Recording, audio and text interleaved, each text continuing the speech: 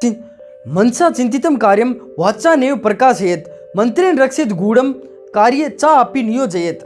चाणक्य का कहना है कि व्यक्ति को कभी किसी को भी अपने मन का भेद नहीं देना चाहिए। जो भी कार्य करना है उसको सदैव अपने मन में रखें। कुछ लोग किए जाने वाले कार्य के बारे में सदैव गाते रहते हैं, इससे उनकी बात का महत्व कम हो जाता है। यदि किसी कारणवश वह उस कार्य को नहीं कर सका तो उसकी हंसी होती है, फिर उसका आत्मविश्वास भी कम हो जाता है। इसलिए कहने से अधिक करने के प्रति प्रयत्नशील होना चाहिए। नमस्कार मेरे प्रियजनों, मैं जितेंद्र स्वामी स्वागत करता हूँ उर्दू मोटिवेशन में।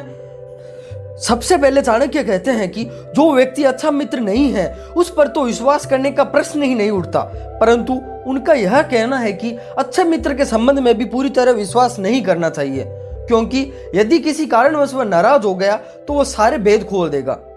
एक बात और, जो मित्र सामने चिकनी चुपड़ी बातें बनाता हो और पीठ पीछे उसकी बुराई करके कार्य को बिगाड़ देता हो, ऐसे मित्र को त्याग देने में ही भलाई है, क्योंकि वह उस बर्तन के समान है जिसके ऊपर के हिस्से में दूध भरा है परंतु अंदर विष भरा हुआ है। ऊपर से मीठे और अंदर से दुष्ट व्यक्ति को मित्र नहीं कहा जा सकता। यहाँ एक बात विशेष रूप से ध्यान देने की है कि ऐसे मित्र आपके व्यक्तिगत और सामाजिक वातावरण को भी आपके प्रतिकूल बना देता है।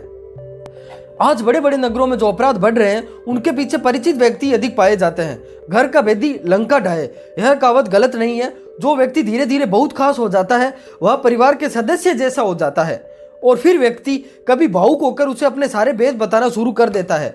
फिर कभी किसी वक्त उन दोनों में मनमुटाव उत्पन्न होता है तो वह व्यक्ति सबसे ज्यादा नुकसान देने वाला सिद्ध होता है, घर में भी व्यापार में भी। चाणक्य ने यहाँ स्पष्ट किया है कि दुष्ट व्यक्ति सांप से भी अधिक हानिकारक होता है। सांप तो आत्मरक्षा के लिए आक्रमण करता है, परंतु दुष्ट व्यक्ति अपने स्वभाव के कारण किसी न किसी प्रकार से कष्ट पहुंचाता ही रहता है। इसलिए दुष्ट व्यक्ति सांप से अधिक घातक होता है। प्रत्येक व्यक्ति को कभी न कभी धन की हानि उठानी पड़ती है। उसके मन में किसी प्रकार का दुख या संताप भी हो सकता है। प्रत्येक घर में कोई ना कोई बुराई भी होती है।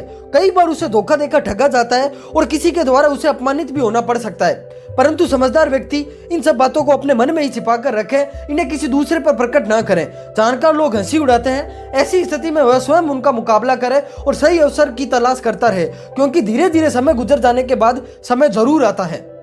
जो व्यक्ति निरंतर परिश्रम करते रहते हैं उनका हर कठिन समय दूर हो जाता है। परिश्रम करके भाग्य को भी अपने वश में किया जा सकता है।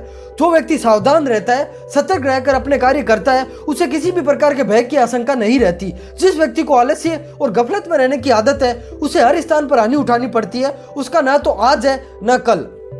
चाणक्य ने यहाँ इतिहास प्रसिद्ध उदाहरण देकर यह समझाने का प्रयत्न किया है कि प्रत्येक कार्य की एक सीमा होती है। जब किसी कार्य की अति हो जाती है तो व्यक्ति को बहुत अधिक कष्ट उठाना पड़ता है। जैसे रावण अत्यंत बलवान एवं समृद्ध राजा था, लेकिन अभिमान की अति हो जाने के कारण मौत के घाट उतरना पड़ा।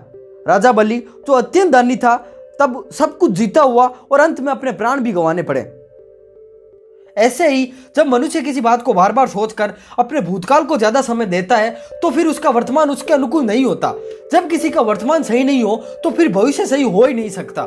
इसलिए आचार्य चाणक्य ने यह बात समझाने की कोशिश की है कि किसी चीज को अति हो जाने से पहले ही उसे रोक दिया जाए। आपको इस वीडियो में कौन सी बात सबसे अच्छी लगी कमेंट करके जरूर बताएं। वीडियो अच्छा लगा हो तो लाइक व शेयर जरूर करें। चैनल को सब्सक्राइब करना बिल्कुल ना भूलें।